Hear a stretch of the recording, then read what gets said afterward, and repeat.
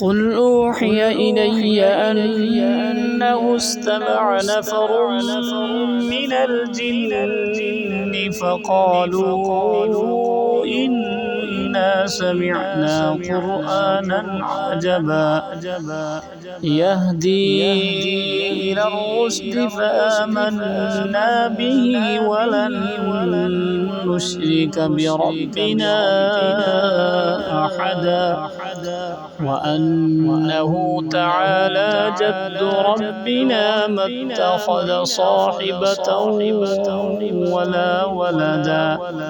وأنه كان يقول سفيهنا على الله شططا وأنا ظننا أن لن تقول الإنس والجن على الله كذبا